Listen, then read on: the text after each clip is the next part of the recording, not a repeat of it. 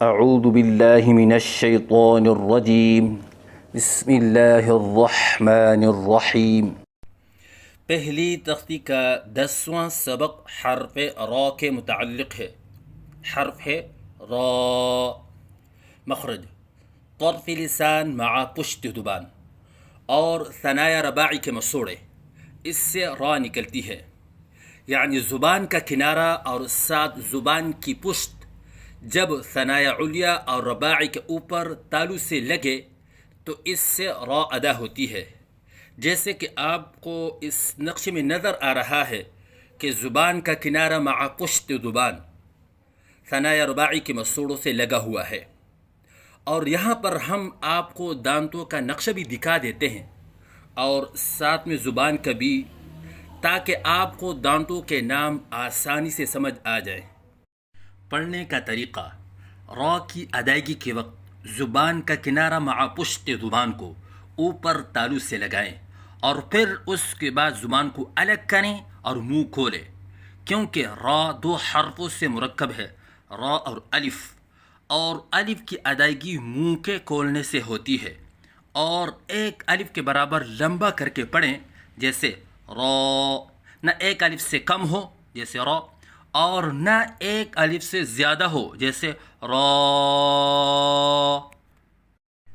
غلطیوں کی نشاندہی: بعض بچے را کی ادائیگی کے وقت منہ بند رکھتے ہیں، یہ غلط ہے، جیسے را، کیونکہ الف کی ادائیگی منہ کے کھولنے سے ہوتی ہے، جیسے را۔ بعض بچے الف کے بعد حمزہ کا اضافہ کرتے ہیں، یہ غلط ہے، جیسے را۔